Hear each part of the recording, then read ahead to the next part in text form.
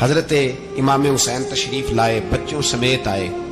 حور بن یزید ایک شخص تھا، حور بن یزید، ہاتھ ہو، صحرا کا علاقہ ہو، تپتی ہوئی ریت ہو، اتنے کٹھن اور سخت حالات، چاروں جانب موت ہی موت، دور دور تک اپنوں کا نام و نشان کوئی نہیں، اور اکیلے فیصلہ کرنے والے امام حسین، باقی سارے بچے ہیں یا عورتیں، سارے بڑے اکیلے۔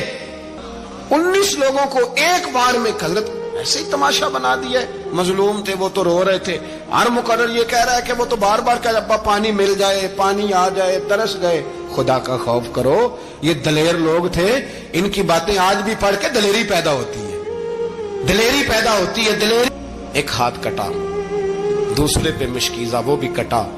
دیکھ لو میں پس منظر پہ ہوں ابھی تک، میں بتا رہا ہوں کہ جہاد کس کے خلاف تھا؟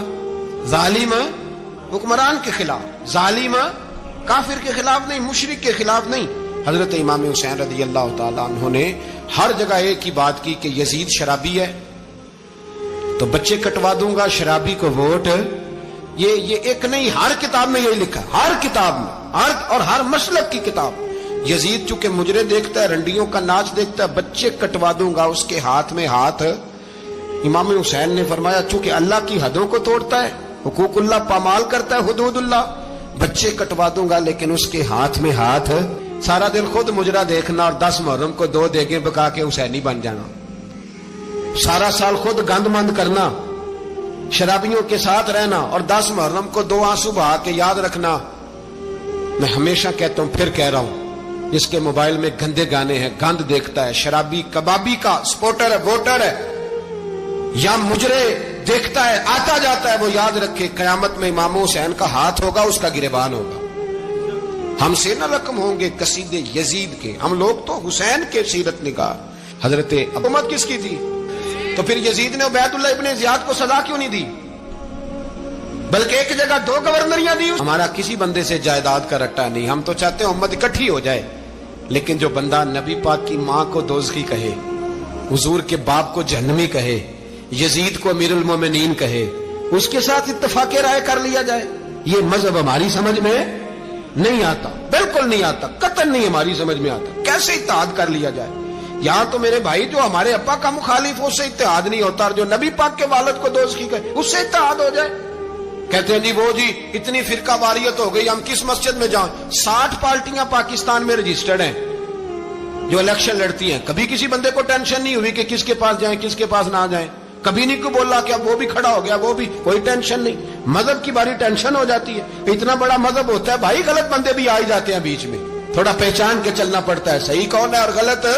اور یہی تو ہمیں امام حسین نے بتایا ہے کہ مذہب کے اندر ہی تم نے شناخت کرنی ہے کہ بندہ ٹھیک کون ہے اور بندہ غلط۔ یہی تو کربلا ہے، یہی تو امام حسین نے بتایا، کفر اسلام نہیں، حق اور باطل۔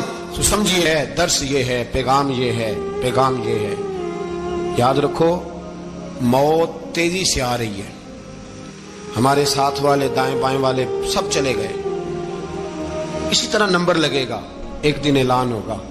ضمیر کے قیدی بن کے زندگی نہ گزارو، بالکل نہ گزارو، یہ تھوڑی سی زندگی ہے، دنیا سجن المومن۔ حق بات کرو، حق پہ ڈٹنا سیکھو، دین سمجھو، خبردار رسول پاک صلی اللہ علیہ وسلم کے دین میں ظالم، جابر، فاسق، فاجر کی کوئی گنجائش قطع نہیں ہے۔ اپنے آپ کو سمیٹو، اپنے آپ کو سنبھالو، دین میں اپنا کردار ادا کرنے کی کوشش کرو۔ دین طلب کرتا ہے ہم سے کہ ہم نے دین کو کیا دیا ہے۔ امام حسین نے سارا گھرانہ دین کے لیے دے دیا۔ ہمارا جو بچہ کسی کام کا نہیں رہتا اسے مدرسے داخل کراتے ہیں۔ ہم نے دین اتنا کمزور کر دیا ہے کہ عالم اگر شور نہ کرے، عالم اگر شور نہ کرے، زور نہ کرے، گھٹن والا ماحول ہو گیا، مذہب کی پوزیشن کمزور کر دی۔ اب جہاں تک اس بات کا تعلق ہے جی فرقے ہو گئے، تو میرے بھائی یہ کوئی اتنی خطرناک بات ہے، یہ کوئی اتنا مشکل معاملہ نہیں ہے، یہ تو امام حسین نے بتا دیا تھا کہ یزید کے طور پر ایک غلط فرقہ کھڑا ہو گیا ہے، لہذا اس کا مقابلہ کرنا ہے، اس میں کوئی بری بات ہے؟ لیکن ایک سبق ہے بزرگوں کا کہ اگر سچی بات بھی نہیں کرنی تو پھر اس منبر کا حق ادا نہیں ہوتا۔ جو سچ بولے وہ حسینی ہے، جو ظالم کے سامنے کھڑا ہو جائے وہ حسینی ہے، جو مصلحت کوش ہو، جو کہے ٹائم نہیں، گراؤنڈ ریالٹی نہیں، حالات نہیں، طبیعت نہیں، موقع نہیں، تو ابھی امام حسین کے پیغام کو